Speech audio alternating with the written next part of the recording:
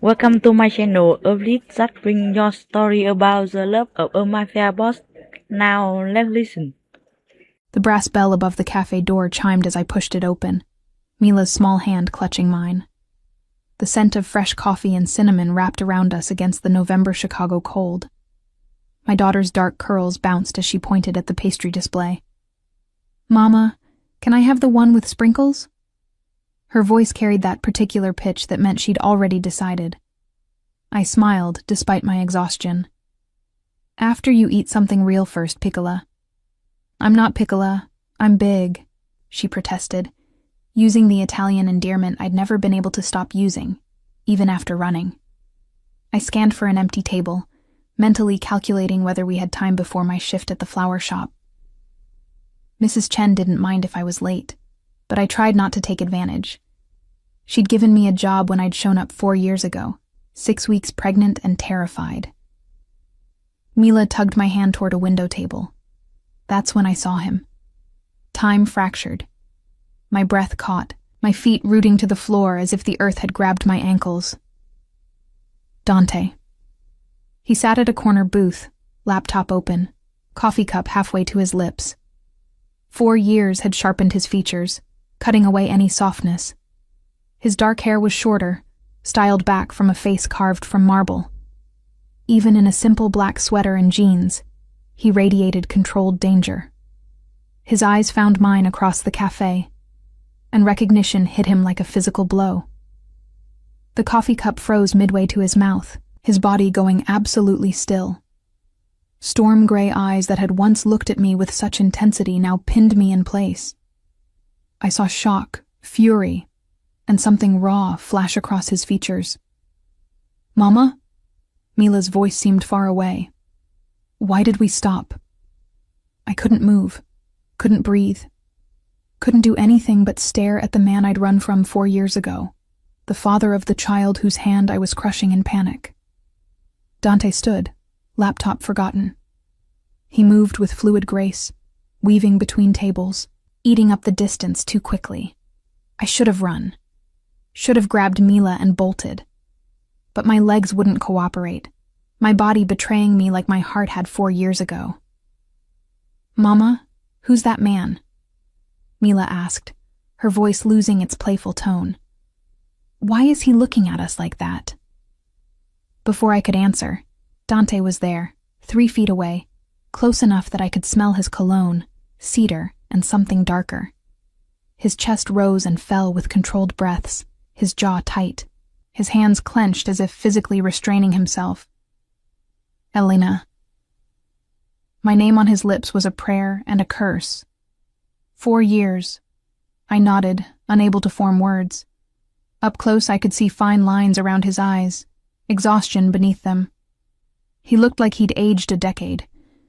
His gaze dropped to Mila, who had moved behind my leg, gripping my jeans. I watched his eyes trace her features, dark curls like mine, stubborn jaw, lifted chin. And then his eyes widened. Because Mila had one feature that wasn't mine. Her eyes. Storm gray, exactly like his. "How old is she?" Barely above a whisper, but carrying such intensity the nearest couple glanced over. Mila stepped out from behind my leg, arms crossed in a gesture achingly familiar. "I'm 3.5. My mama said men who look like trouble usually are trouble. Are you trouble, mister?" Despite everything, I saw Dante's lips twitch. "Your mama is a very smart woman." "I know." Mila's tone suggested this was obvious. "She makes pretty flowers and reads me stories and makes the best pancakes in the whole world." "Does she?" Something in his voice had softened, gentled. He crouched to Mila's eye level, bringing him closer to me. "What's your name, Piccola?" "Mila." She studied him seriously. "Mila Rosa Russo." Russo. My mother's maiden name, the lie I'd been living for 4 years. Dante's jaw tightened. When he looked up, I saw accusation and barely controlled fury. "We need to talk." "I don't think—" "Are you going to make my mama cry?" Mila's small voice carried fierceness.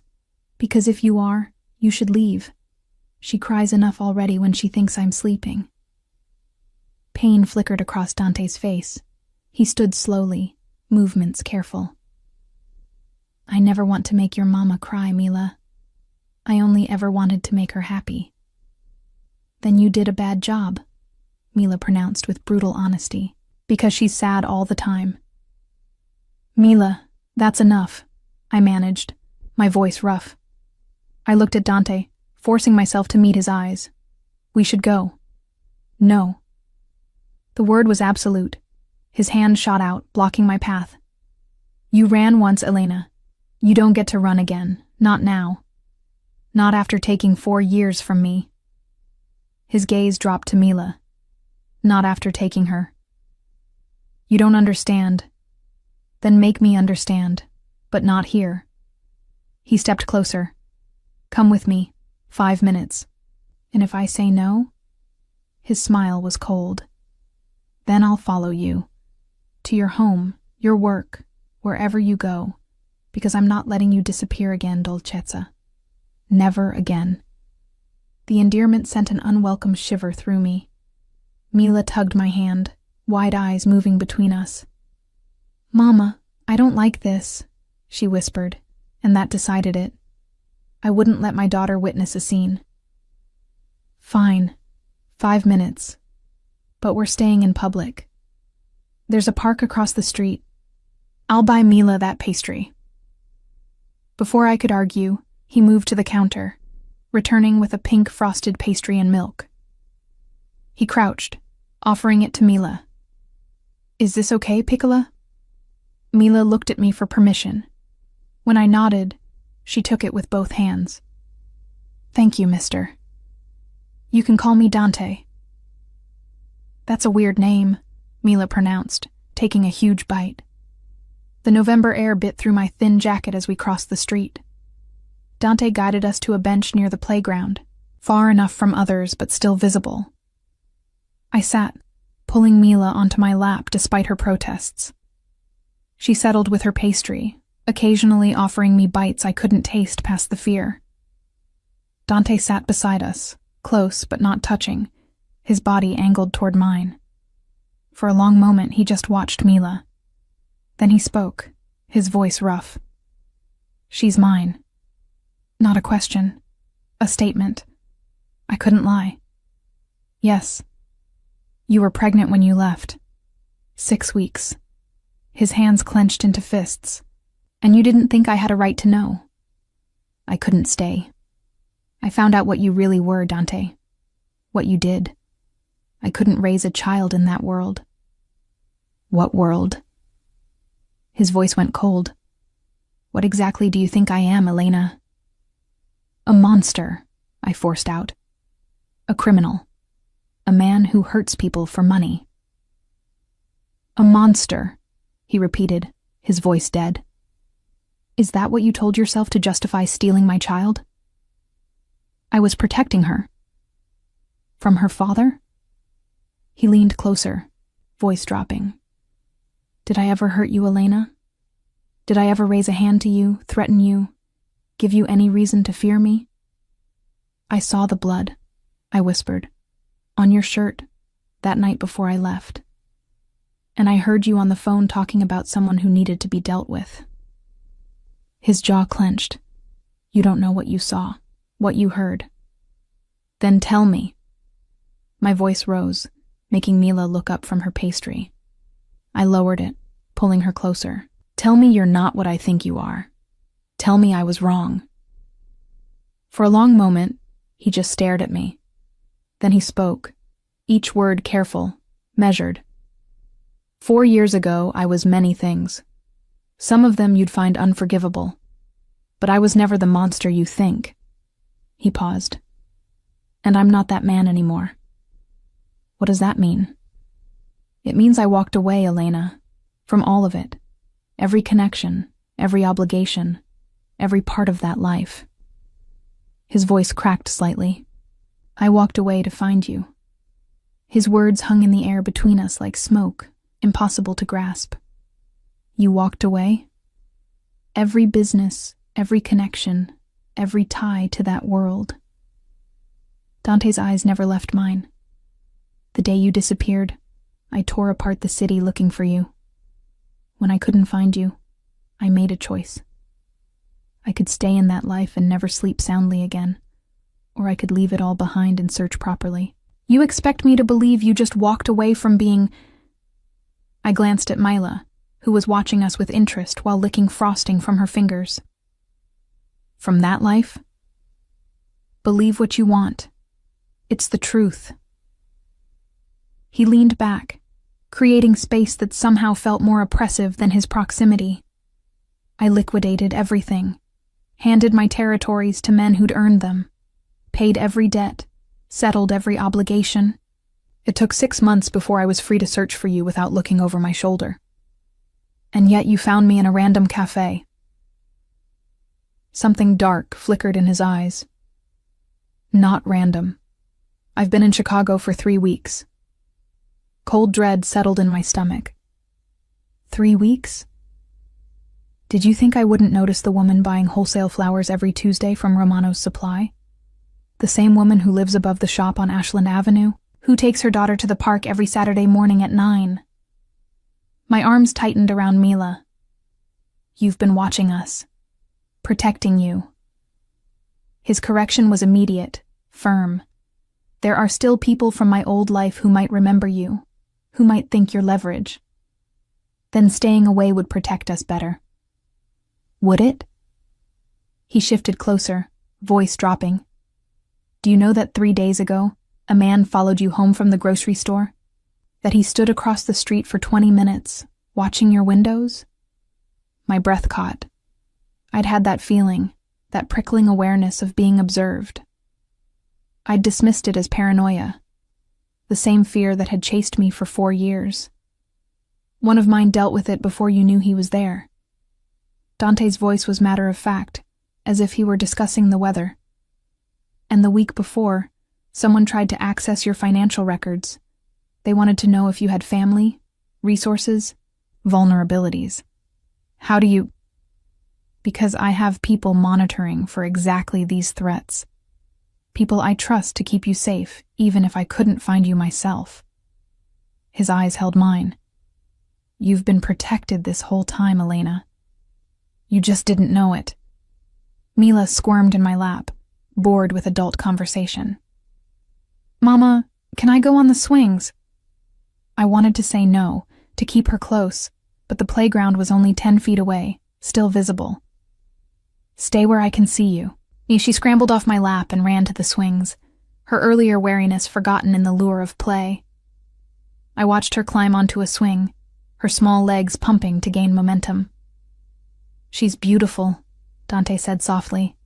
Strong, brave, like her mother. Don't. I couldn't look at him. Don't do that. Don't try to charm your way back into my life because you happened to help me once or twice. Once or twice? His laugh was bitter. Elena, there have been 14 incidents in 4 years. 14 times someone got too close, asked too many questions, showed too much interest. My people stopped all of them before they became problems. The number stunned me. 14. All those nights I'd lain awake, terrified, thinking I was safe when I'd actually been in constant danger. Why? The question came out broken. If you really walked away, why keep protecting me? Why not just let me go? Because you're mine. The words were simple, absolute.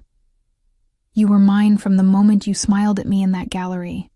Mine when you let me take you to dinner. Mine when you fell asleep in my arms that first night.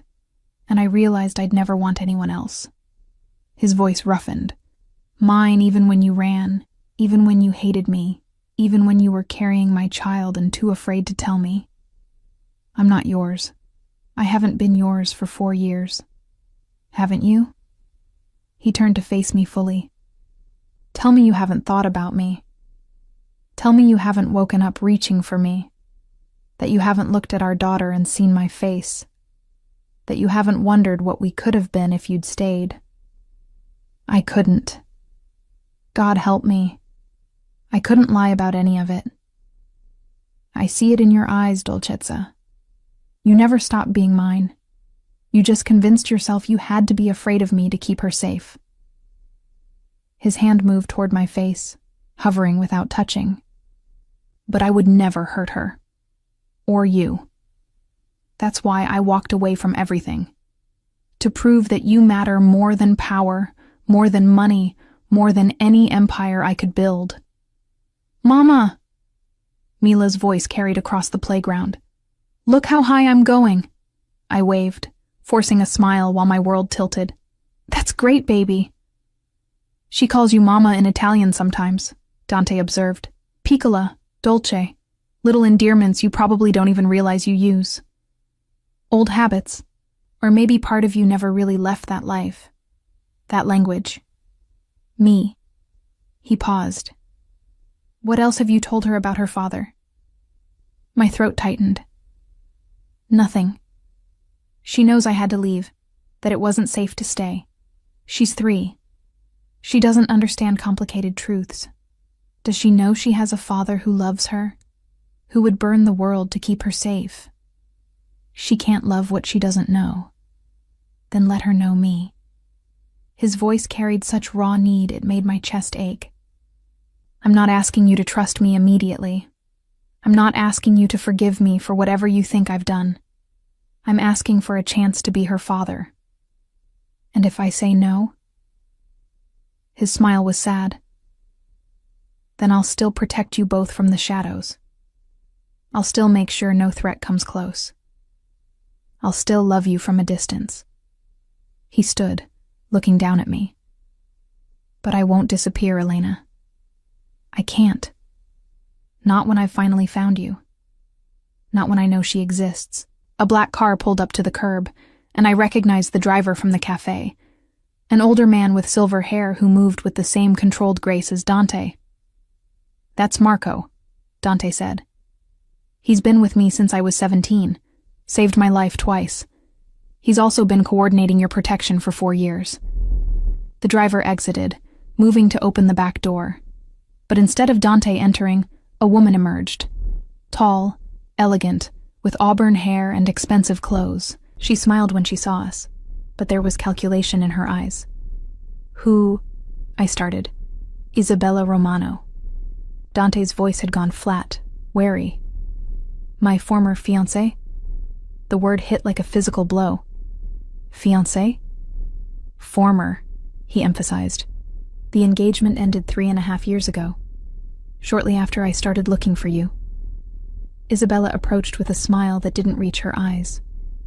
Dante, you disappeared from lunch. I had to track you down through Marco. Her gaze swept over me dismissively. And this must be the famous Elena. Isabella. Dante's voice carried a warning. This isn't the time. Isn't it? She moved closer, studying me like I was a curiosity. 4 years we've all heard about the woman who broke Dante Vittorio's heart, the one who ran in the night. I have to admit, I expected someone more. Impressive. Bella, Dante's voice went cold. Leave. Now. But darling, we were discussing the foundation. Your mother's charity needs your signature on the new grants. She pulled out a folder. Unless you're too busy playing Happy Families? Mila had wandered back from the swings, sensing tension. She pressed against my leg, eyeing Isabella with suspicion. Who are you? Mila asked with her usual bluntness. And why are you being mean to my mama? Isabella's smile turned sharp. I'm a friend of Dante's. An old, very close friend. Dante doesn't need friends who are mean. Mila crossed her arms. My mama says mean people are usually sad inside. Despite everything, I saw Dante's lips twitch. Your mama is right, Piccola. Isabella's expression hardened. How charming. She has your eyes, Dante. Did you know? Before today? The implication hung heavy. She knew. Somehow she knew about Mila. This conversation is over. Dante took the folder from Isabella without looking at it. Marco will drive you home. This isn't over, Isabella said softly, meeting my eyes.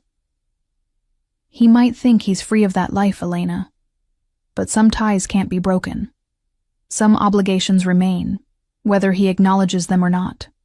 She walked away, her heels clicking on the pavement. Marco gave Dante an apologetic look before following. What did she mean? I demanded. What obligations? Dante's jaw clenched. Nothing that matters. Isabella is bitter that I ended things. She's trying to scare you. It's working. Don't let it. He looked at me, then at Mila, who was watching him with open curiosity. The only obligation that matters to me is the one I have to both of you. To keep you safe. To be the father she deserves.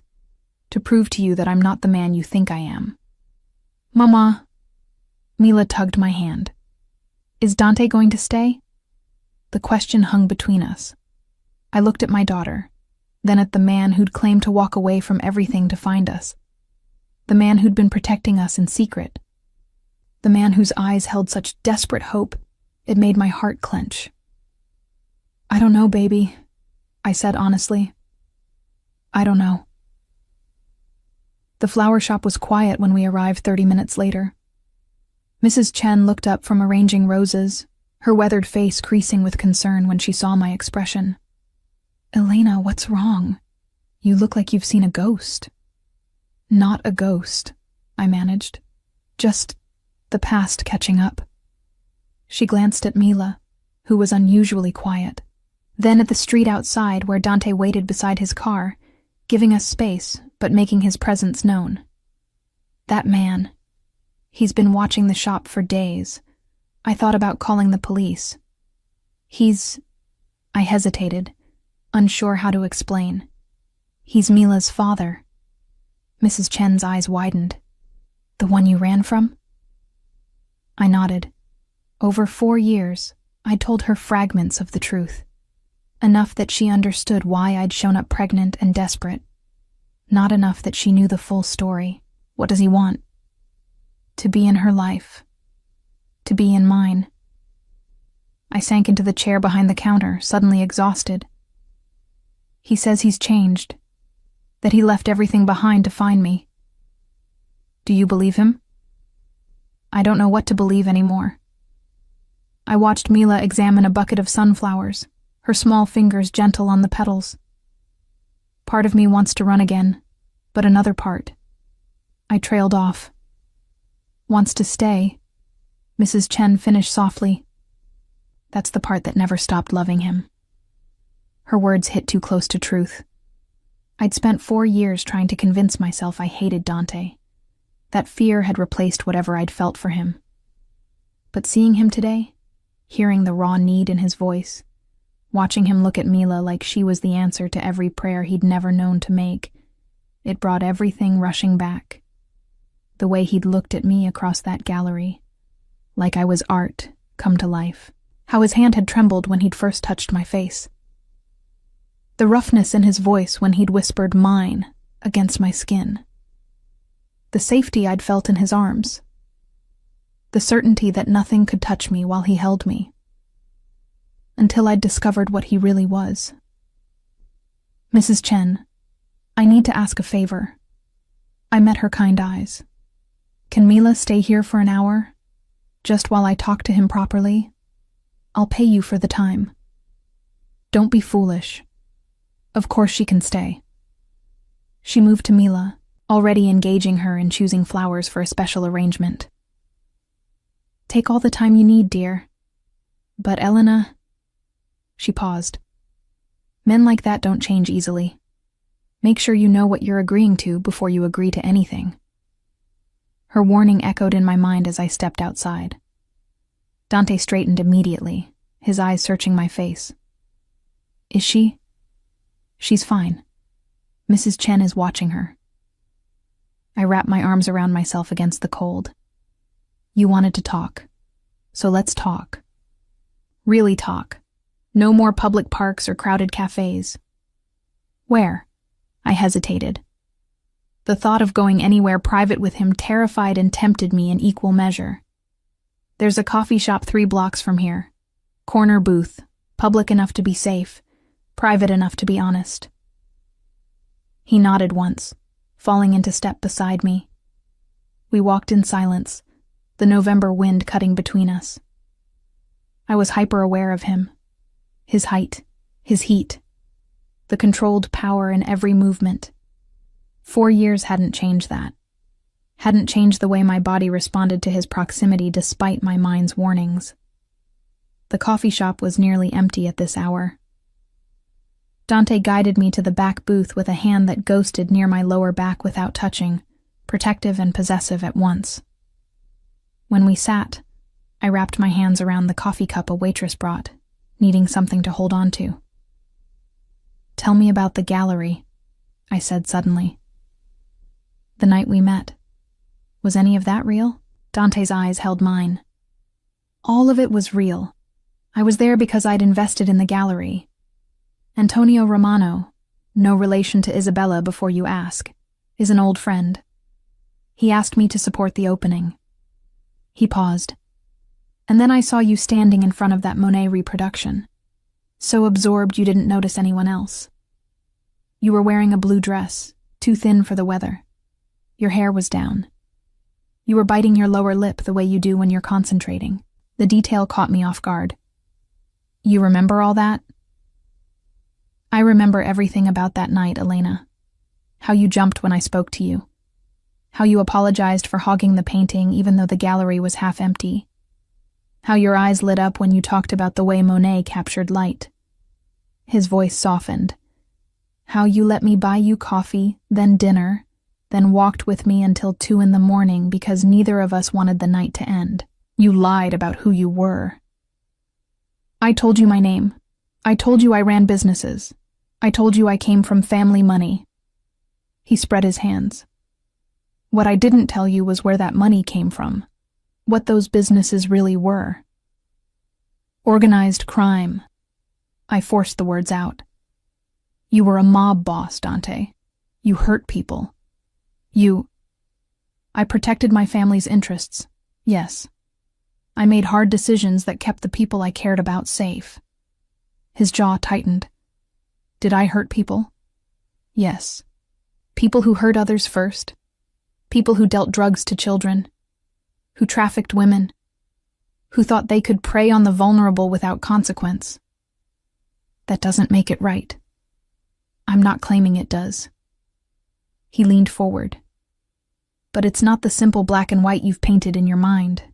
The world I came from, the choices I made, they were complicated, Elena. Made in a reality where the law couldn't or wouldn't protect the people who needed it." "You had blood on your shirt," I whispered. "That night, I saw it when I was putting away laundry. And I heard you on the phone talking about someone who needed to be dealt with." Something flickered in his eyes. "The blood was mine. A business deal went wrong. Violence I didn't start, but had to finish. As for the phone call," he paused. "The man I was discussing was a lieutenant who'd been skimming money. He needed to be removed from his position. Dealt with didn't mean killed, Elena. It meant reassigned, demoted, cut out of the organization." "How do I know you're telling the truth?" "Because if I'd wanted to kill him, I wouldn't have discussed it where you could overhear." His voice was matter-of-fact. "I protected you from the worst of what I was. You never saw the violence, never heard the real darkness, because I wanted you separate from that world. Clean. Mine, but untouched." I wasn't untouched. I was blind. Anger flared through me. "You let me believe you were someone safe when you were the most dangerous man I'd ever met. Was I dangerous to you?" He reached across the table, not quite touching my hand. "Did I ever raise my voice to you? Threaten you? Control who you saw or what you did? Make you afraid?" "No," I admitted. "But that doesn't mean—" "It means everything." His voice was fierce. "Whatever else I was, whatever darkness I carried, with you I was just a man in love, desperately, completely in love with a woman who made me want to be better. The raw honesty in his voice made my chest tight. Then why didn't you tell me the truth? If you loved me so much, why let me find out that way? Because I was a coward. The admission seemed to cost him. I told myself I would tell you, after we'd been together longer, after you loved me enough that you'd understand. But the truth is, I was terrified. Terrified that the moment you knew, you'd look at me the way you're looking at me now, with fear and judgment and the knowledge that I'm not the man you thought I was. You were right to be terrified, because the moment I knew, I ran. 6 weeks pregnant with my child. His voice cracked. Did you know then? When you left? I nodded, tears pricking my eyes. I'd taken the test that morning. I was going to tell you that night. And then I saw the blood, heard the call, and I realized I couldn't bring a child into your world. Couldn't risk her growing up surrounded by violence and danger and men who solve problems with guns. So you ran to protect her. To protect us both. And in doing so, you took away my chance to be a father. To watch her grow. To be there for her first breath. Her first word. Her first everything. Pain etched his features. Do you have any idea what that's like, Elena? To discover you have a daughter who's almost 4 years old? To realize you've missed every moment of her life? You don't get to make me feel guilty for protecting my child. Our child. His hand closed over mine before I could pull away. She's our child, Elena. Mine and yours. And while I understand why you ran, while I can even respect the fear that drove you, you need to understand something. His thumb traced circles on my palm. I will never forgive you for those lost years. I will love you until my last breath. I will protect you with everything I have, but I will never forgive you for taking her from me. The honesty of it hurt more than anger would have. Then what do you want from me? Everything. His eyes held mine. I want you to come home, to live with me. Let me provide for you both. I want to wake up every morning with my daughter in the next room. I want to teach her Italian, take her to the park, read her bedtime stories. I want to be her father in every way that matters. And me? My voice was barely audible. What do you want from me? I want you to trust me again, to see that I'm not the monster you've convinced yourself I am. He paused. I want you to let me love you the way I should have from the beginning. Honestly. Completely. With no secrets between us. That's asking for a lot. I know. That's why I'm willing to negotiate. He released my hand, leaning back. I won't force you into anything, Elena. Whatever we build, it has to be your choice. But I need you to understand the reality of our situation. What reality? You're still in danger. The people from my old life who know about you, who might remember the woman who disappeared, they're still out there. Some of them are contained. Others. He shook his head. Others require active management, protection, the kind only I can provide. So this is protection or else? This is reality. His voice was firm. I can keep you safe from the shadows, but it's inefficient and leaves gaps. Or you can let me protect you properly. Live in my home, under my watch, where I can ensure no threat comes within a mile of either of you. That sounds like a prison.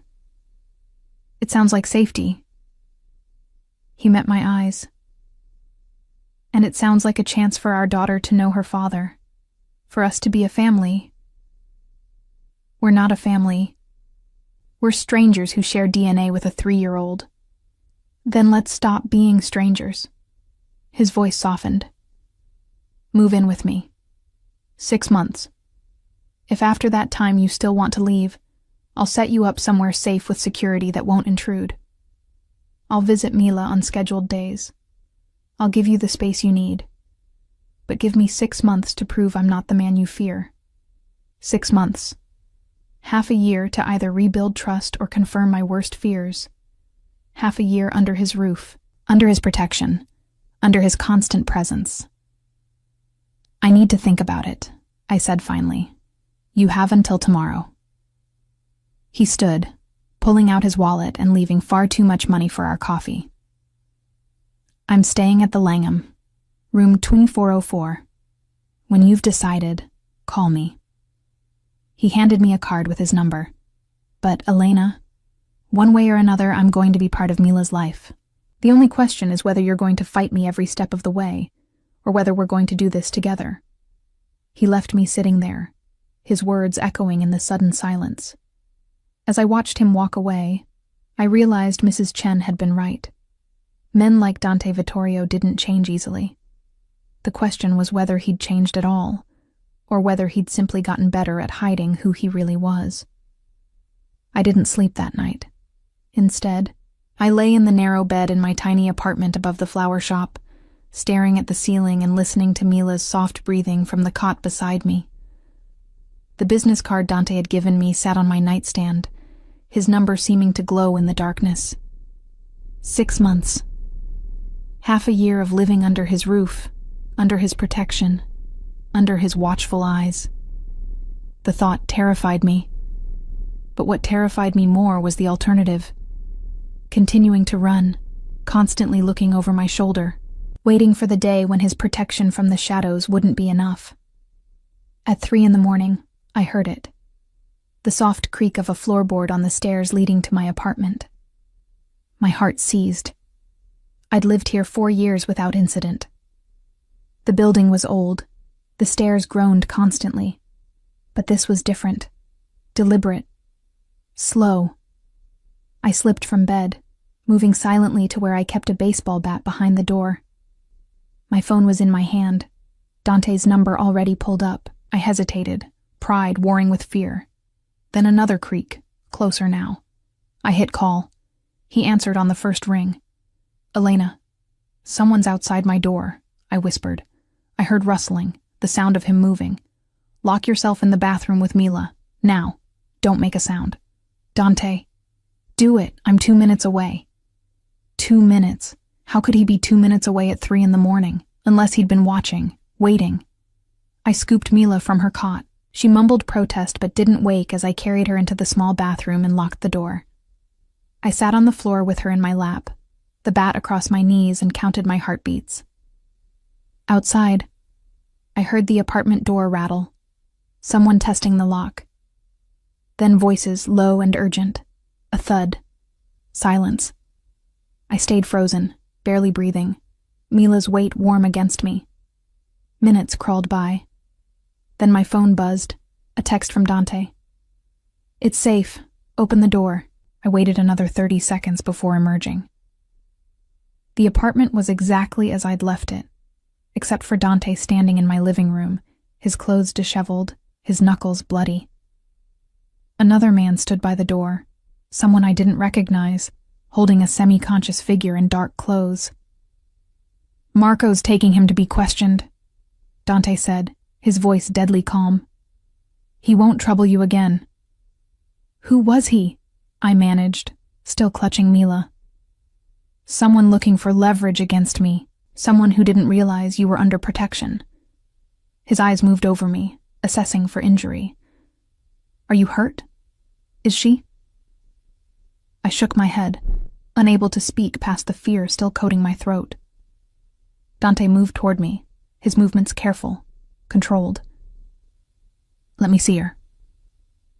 I let him take Mila, watched as he examined her with gentle hands, checking that she was truly unharmed and just sleeping. When he was satisfied, he carried her to the cot and laid her down with such tenderness it made my chest ache.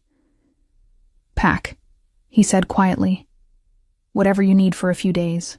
You're not staying here tonight. Dante. This isn't a negotiation, Elena. He turned to face me. Someone found you. Found her. Whether you agree to move in permanently or not, you can't stay here tonight. It's not safe. He was right. God, I hated that he was right. I moved mechanically, throwing clothes into a bag for Mila and myself. Dante waited silently, his presence filling my small apartment in a way that made me hyper-aware of how little I had, how fragile my independence really was. 20 minutes later, we were in his car, a different one, sleek and black with tinted windows. Mila slept in my arms in the back seat while Dante drove with one hand, the other holding his phone as he issued quiet commands in Italian to people I couldn't see. "Where are we going?" I asked. "Home." His home turned out to be a penthouse in one of Chicago's most exclusive buildings. We rode a private elevator to the top floor, emerging into a space that belonged in a magazine. Floor-to-ceiling windows overlooked the city. Modern furniture in shades of cream and gray. Original artwork on the walls.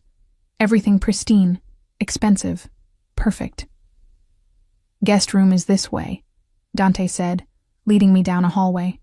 He opened a door to reveal a bedroom larger than my entire apartment. A king bed with white linens, an attached bathroom in marble and glass, a closet that could fit my entire wardrobe 10 times over. "There's an adjoining room," he continued, opening another door. "I thought Mila could sleep here, so you'd both have space but still be close." The smaller room was already furnished as a child's bedroom, pink and white, with a twin bed, toys on shelves, stuffed animals arranged carefully, as if he'd been preparing for this moment. "How long have you known?" I asked, laying Mila on the bed. "That you might come? Or that you might need to?" He watched me tuck blankets around our daughter. "I've been ready since I found you 3 weeks ago." I turned to face him. "This is insane. All of it. Moving in, living here, pretending we're some kind of family. We are a family," he interrupted. "Whether you accept it or not. Whether you want it or not. She's mine. You're mine. And I protect what's mine." "Stop saying that," I said, exhaustion making me sharp. "I'm not yours. I'm not anyone's." "Aren't you?" He moved closer, his presence overwhelming in the quiet room. "Tell me you haven't thought about me these 4 years. Tell me you didn't call me first tonight when you were afraid. Tell me you don't still feel this." His hand reached up, not quite touching my face. This pull between us that time and distance haven't broken. I couldn't. God help me, I couldn't lie about any of it. 6 months, he said softly. "That's all I'm asking. Let me keep you safe. Let me be Mila's father. Let me prove I'm worth trusting again." His voice dropped lower. "Let me prove I never stopped loving you." "Love isn't enough," I whispered. "Not when everything else is broken." "Then let me fix it." His thumb traced my cheekbone without permission, familiar and possessive at once. "Let me fix us, Elena. Starting with keeping you alive." The reminder of the threat, of the man who'd been outside my door, made my decision for me. 6 months, I agreed. "But I have conditions." "Name them." "Mila comes first, always. If being here puts her in danger, it won't. This building has security that rivals the White House. No one gets up here without clearance. No one gets close to her without going through me. Second condition, I keep working at the flower shop. I'm not going to be some kept woman with nothing to do." His jaw tightened, but he nodded. "With security." Third, you don't lie to me, about anything. I want to know what threats exist, what you're doing about them, everything. Agreed. He paused. "But I have conditions too." Of course he did. "What?" "You don't run again. If something scares you, you come to me, you talk to me. You don't disappear in the night with my daughter." "Fair enough." "Okay. Second, you let me provide for both of you. Proper clothes, food, security, education for Mila. No more living paycheck to paycheck. No more worrying about rent." My pride bristled, but I swallowed it. "Fine." Third, his eyes held mine. "You give us a real chance. Not just coexistence under the same roof. A real chance at being a family. At being together. Dante, I'm not asking you to sleep with me, he clarified, though heat flickered in his eyes. I'm asking you to be open to the possibility, to not shut down every moment of connection, to let me court you properly this time. Court me? We already have a child together. Yes, but I never got to do this right. Take you on proper dates. Win your trust instead of assuming I had it. Show you who I really am instead of hiding behind secrets. His voice roughened. Let me earn you, Elena, the way I should have from the beginning. The vulnerability in his voice undid something in my chest. This powerful, dangerous man asking permission to court me like a lovesick teenager. It should have been ridiculous. Instead, it was devastatingly sincere. 6 months, I repeated, and then we reassess. 6 months, he agreed. Relief flickered across his features. You should rest. It's late and you've had a shock. We can discuss details tomorrow. He moved toward the door, but I called him back. Dante? Yes? Thank you. For tonight. For being there when I called. Something soft entered his eyes. Always, Dolcezza. I'll always be there when you call. That's what it means to be mine. You're never alone. Never unprotected. Never without me when you need me. After he left, I stood in that beautiful room that cost more than I'd make in years, and wondered what I'd just agreed to. 6 months with the man I'd run from. 6 months of letting him back into my life, into Mila's life, into the heart I'd tried so hard to lock against him. 6 months to either fall in love with him all over again, or confirm every fear that had made me run in the first place. I checked on Mila one more time, her small face peaceful in sleep, oblivious to the seismic shift in her world.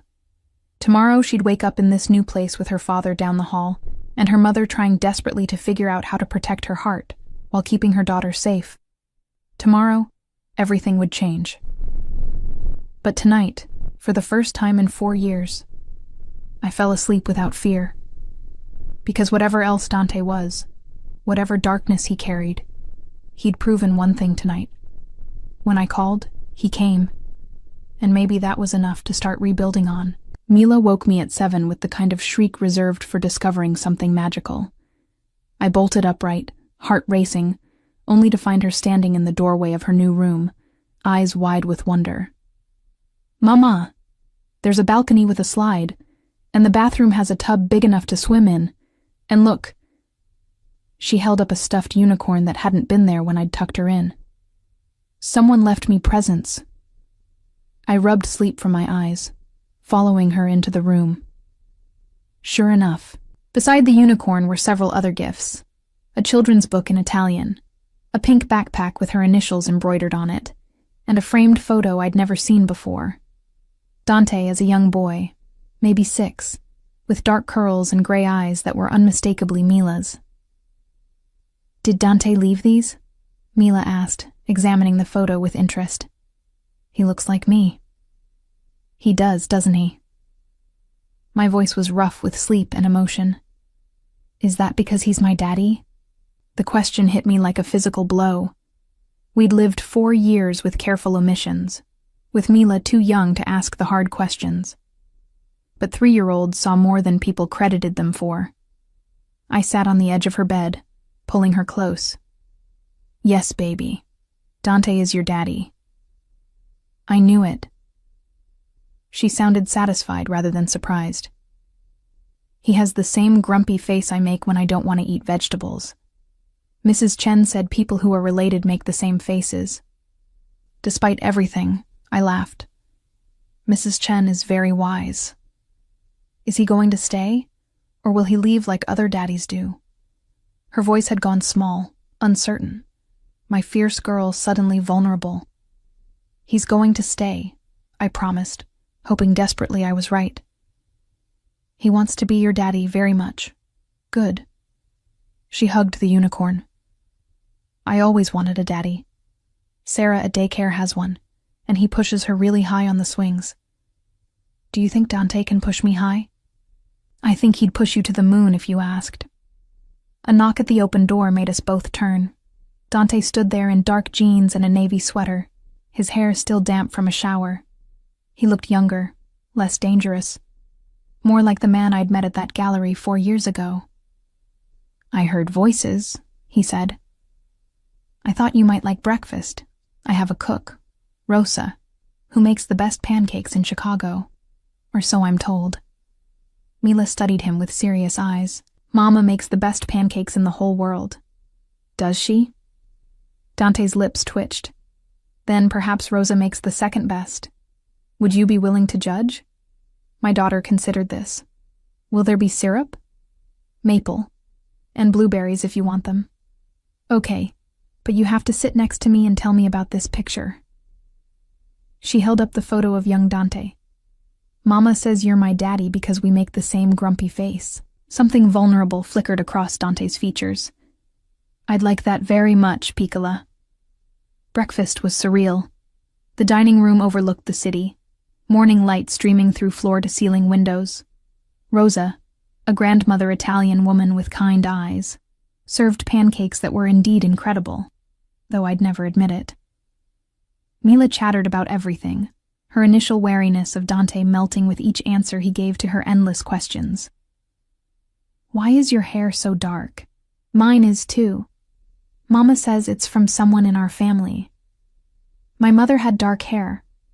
She was from Tuscany. That's a place in Italy. You're part Italian, Piccola." "Am I part princess too?" "Sarah says all girls are princesses." "The most beautiful princess in all the kingdoms." His voice held such tenderness it made my throat tight. I watched them together, seeing the easy way Dante handled her questions, the genuine interest in his eyes. This wasn't a man tolerating a child. This was a father desperate to know his daughter. After breakfast, while Mila watched cartoons, Dante pulled me aside into his office. The space was masculine, elegant, dark wood and leather with walls lined with books in English and Italian. "We need to discuss security," he said, opening a laptop. "I want you to understand what you're dealing with. The man last night was a scout, someone testing whether the rumors about you were true, whether you'd be useful leverage." His jaw tightened. "He won't be testing anything again." But he wasn't alone. He pulled up surveillance photos on his screen. Men I didn't recognize, watching the flower shop, following me to the park, standing outside Mila's daycare. "These are all from the past 3 weeks, Dante said. "Since I found you. My presence here drew attention, made certain people curious about why I'd left my old life to live in Chicago. So this is your fault." Anger flared through me. "If you'd stayed away, they'd have found you eventually anyway." "Isabella Romano has been asking questions, spreading rumors. She's bitter about our broken engagement and looking for ways to hurt me." He clicked to another photo. Isabella in a restaurant, leaning close to a man whose face was shadowed. "She's been meeting with some of my old enemies, telling them about you." "Why would she do that?" "Because some women measure love by obsession. When I ended things with her to search for you, she took it as rejection. Now she wants to prove I made a mistake." His voice went cold. "She's miscalculated. Badly. What are you going to do? Handle it." He closed the laptop. "But I need you to understand, this isn't going away. These threats, these people who see you as leverage, they're persistent, which is why you need to stay here, under protection, until I've neutralized every source of danger." "How long will that take?" "Weeks, maybe months." He moved closer. "But I meant what I said, Elena. You're safe here. This building has security protocols that make it nearly impossible to breach. Marco coordinates a team that monitors every entry point. No one gets close without me knowing." "That sounds like a prison." "It sounds like keeping you alive." His hand cupped my face, thumb tracing my cheekbone. "I won't apologize for that, for protecting what's mine." There's that word again. It's the truth. His eyes held mine. You became mine the moment you smiled at me in that gallery. Mine when you let me take you home that first night. Mine when you got pregnant with my child. And you'll be mine forever, Elena, whether you accept it or not. That's not how love works. You can't just claim someone, can I? He leaned closer, his breath warm against my skin. Tell me you don't feel it, this pull between us. Tell me you didn't sleep better last night than you have in 4 years, because some part of you knew I was watching over you. I couldn't, because he was right. I had slept better, had woken without the usual knot of anxiety in my stomach, had felt, for the first time in years, truly safe. 6 months, I reminded him, my voice unsteady. That's all I agreed to. Then I'll make every day of those 6 months count. His lips brushed my forehead, a promise and a warning. I'll show you who I really am, Dolcezza. Not the monster you've imagined, but the man who loves you so desperately he walked away from everything to find you. Before I could respond, Mila's voice rang out from the living room. Daddy, come watch this part. The princess is fighting a dragon. Daddy. She'd called him Daddy so naturally, as if she'd been doing it her whole life. I saw the word hit Dante like a physical blow, his eyes closing briefly as emotion flickered across his face.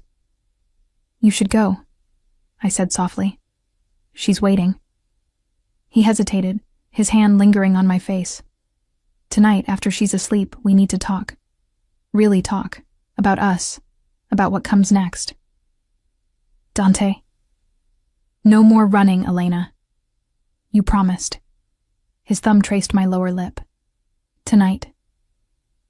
He left me standing there, heart racing as he went to join our daughter. Through the doorway, I watched them curl up on the massive couch together, Mila explaining the intricate plot of her cartoon while Dante listened with complete attention.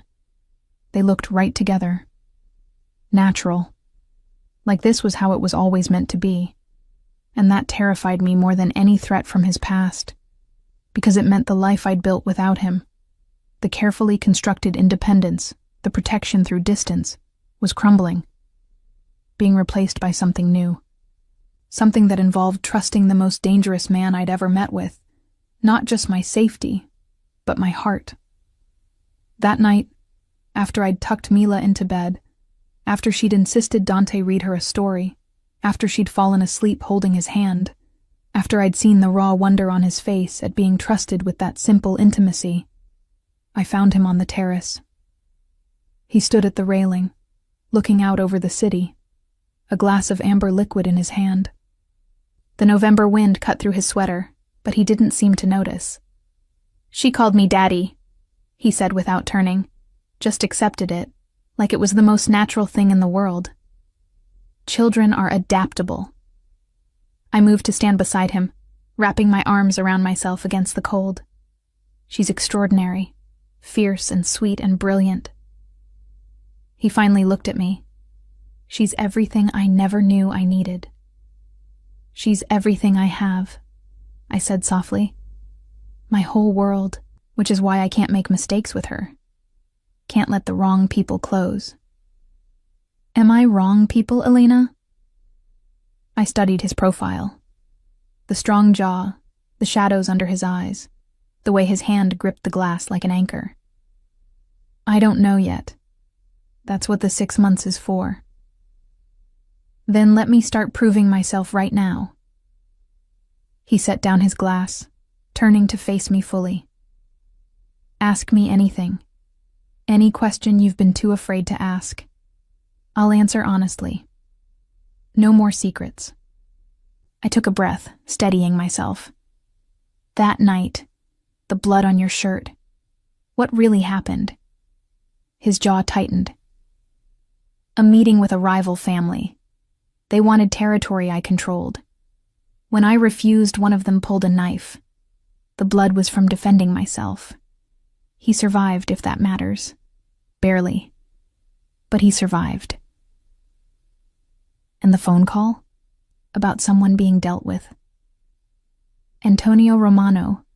Isabella's distant cousin, ironically, had been caught skimming from the family business. I was arranging for him to be removed from his position and sent to manage a legitimate restaurant in Florida, away from temptation, but not hurt. You expect me to believe you are merciful? I expect you to believe I'm complicated. His eyes held mine. I've hurt people, Elena. I won't lie about that. But I never killed without cause, never harmed innocents. The monster you've imagined isn't who I was, and it's certainly not who I am now. Who are you now? A man trying to be worthy of his daughter, of her mother. He reached up, tucking a strand of hair behind my ear. A man who spent 4 years regretting every choice that made you run. A man who'd burn the world down to keep you both safe. That's not reassuring. That's terrifying. Good. His thumb traced my jawline. You should be a little terrified of how much I love you, of what I'd do to protect you. Because it means nothing. Not my past, not my reputation, not even my life. Matters more than keeping you safe. His words should have been a warning. Instead, they felt like a vow. And as he pulled me closer, his warmth chasing away the November cold, I realized I was already falling. Again. Still. Always. 3 weeks into our arrangement, I woke to Mila climbing into my bed, her small body trembling. Mama, I had a bad dream. About the mean lady. I pulled her close, stroking her curls. What mean lady, baby? The one with red hair. She came to my school yesterday. She said she was Daddy's friend, but her eyes were scary. Mila burrowed against me. She asked if I liked living with Daddy, if you were happy. Ice flooded my veins. I grabbed my phone, ignoring the early hour, and called Dante. He answered immediately. Isabella went to Mila's school, I said without preamble. Yesterday. She talked to her. The silence on the other end was absolute and more terrifying than shouting. I'll be right there. He appeared in my doorway 2 minutes later, already dressed despite the 5 a.m. hour. His face was a mask of controlled fury. Mila, he said gently, crouching beside the bed. Can you tell me exactly what the lady said? My brave girl looked uncertain for the first time since meeting him. She said she was your friend, that you used to love her. She asked if I was happy, if Mama was happy, if we wanted to go somewhere safe where you couldn't find us. Dante's hands clenched into fists. What did you say? I said Mama and I are safe with you, that you're my daddy, and daddies keep their families safe. She touched his face with small fingers. Was that wrong? No, Piccola. That was perfect. He kissed her forehead. You're so brave. But if you see that lady again, you need to tell me your mama immediately. Can you do that? She nodded seriously. After Mila fell back asleep between us, something that was becoming a comforting routine, Dante and I moved to the living room. She crossed a line, he said quietly, but his voice carried deadly promise. Going to Mila's school, talking to her, that's not strategy, that's a threat. What are you going to do? End it. He pulled out his phone. I've been merciful because of our history. That ends now. I watched him make calls in rapid Italian, his voice cold and commanding. This was the man I'd run from. Powerful, dangerous, capable of ending threats with a few words. But this time, he was protecting us, using that danger on our behalf. When he finished, he turned to me. Isabella is being encouraged to leave Chicago, permanently. She'll be on a plane to Milan by tomorrow, with clear understanding that she never returns, never contacts us, never speaks our names again. And if she refuses? His smile was cold. She won't refuse, because I've made it clear what the alternative is, and Isabella values her comfort more than her pride. I should be horrified by this. I said softly. By how easily you can make people disappear. Are you? I met his eyes. No, because she threatened my daughter. And I'd do the same if I had your power. Something shifted in his expression.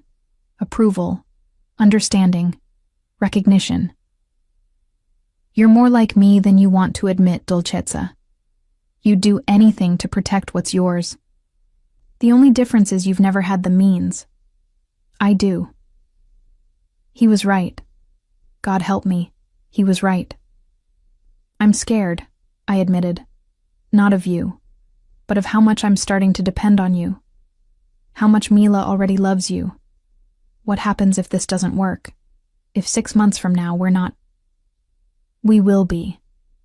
He moved closer, his hands framing my face. Because I'm not the man you ran from, Elena. I'm the man who spent 4 years becoming worthy of you, who walked away from everything to prove you matter more than power, who'd burn the world down before letting anyone hurt you or our daughter. You can't burn the world for me. Watch me. His thumb traced my lower lip. I love you. I've loved you since that gallery. I loved you while you ran. I loved you while I searched. And I'll love you until my last breath. That's not changing. The only question is whether you'll finally let yourself love me back. I never stopped, I whispered, the truth escaping before I could stop it. That's what terrified me. I ran from you, but I couldn't run from loving you. Every time I looked at Mila, I saw you. Every time she made your grumpy face or showed your stubborn streak, I fell in love with you all over again through her. His eyes closed briefly, emotion flickering across his face. Say it again. I love you. I tried not to. Tried to hate you, fear you, anything but this. But I love you, Dante. Completely. Desperately. Even when it terrifies me. He kissed me then, deep and claiming and absolutely certain. Not the gentle kisses we'd shared over the past weeks, but something fierce and possessive that made my toes curl and my heart race. Mine, he breathed against my lips. Finally, completely mine. Yours, I agreed, surrendering to what had always been inevitable. Always yours. 2 weeks later, we went to the park, our first real outing as a family. Mila ran ahead toward the swings while Dante and I followed, his hand warm in mine. There's something I want to ask her, he said quietly. But I need your permission first. What is it? He stopped walking, turning to face me. I want to ask if I can officially be her father. Not just in fact, but in name. I want to adopt her, give her my name, make it legal. Tears pricked my eyes. You want to adopt Mila? I want the world to know she's mine. I want it on paper. Legal. Unbreakable. His voice roughened. I want her to be Mila Vittorio, my daughter, in every way that matters. Yes, I said without hesitation. Yes, absolutely yes. Relief flooded his features. Then let me ask her. We found Mila on the swings, pumping her legs to go higher. Dante crouched beside her, slowing the swing gently. Piccola, I have an important question for you. She looked at him with those gray eyes that were mirror images of his. Is it about ice cream? Because I think we should get some after the park. Despite the seriousness of the moment, he smiled. It's about something more important than ice cream. I was wondering, would it be okay if I became your daddy officially? If you had my last name and everyone knew you were mine? Mila stopped swinging, studying him with that serious intensity she got when thinking hard. Would I still be me? Mila? Yes. You'd be Mila Vittorio. Still you, just with my name. And you'd be my daddy forever? Not just visiting sometimes? Forever, he promised. Every day, every night, every moment you needed me. She considered this, then rolled her eyes in a gesture so exactly like him, it made me laugh through my tears. Well, obviously yes. I've been waiting for you to ask. She crossed her arms. Took you long enough. Dante's laugh was startled and genuine. He scooped her up, holding her close as she wrapped her arms around his neck. You're absolutely right, Piccola. I should have asked sooner. That's okay. She patted his shoulder consolingly. Grown-ups are slow sometimes. Mama says it's because they think too much. Over her head, Dante's eyes met mine, full of love and gratitude and promise. This man who'd commanded an empire now undone by a 3-year-old's acceptance. Can we get ice cream now? Mila asked. All this daddy business is making me hungry. Absolutely. He set her down but kept hold of her hand. What flavor? All of them, she declared, already pulling him toward the ice cream vendor. I followed, watching them together, my fierce, stubborn daughter and the dangerous man who'd torn his world apart to find us. The man who'd proven that love wasn't about pretty words or easy promises, but about showing up, protecting, choosing us every single day. That night, after Mila was asleep, after ice cream and stories and her insistence that Dante needed to sleep closer because daddies should be close to their families, he found me on the terrace. Thank you, he said simply, for giving me this, for letting me be her father, for trusting me with both of you. Thank you for not giving up on us, for searching when I ran, for becoming the man I needed you to be. He pulled me close, his arms warm against the night. I meant what I said 4 years ago, even if I said it badly. You're mine, Elena. Mine to love, mine to protect, mine to cherish. And I'm yours, completely and forever. Forever, I agreed, tilting my face up for his kiss. Behind us, through the glass, I could see Mila's room where our daughter slept peacefully. Safe, loved, protected by a father who'd moved heaven and earth to find her. 4 years ago, I'd run from this man in terror. Now I was running toward him, toward us, toward the family we'd become despite everything, and I'd never felt more free.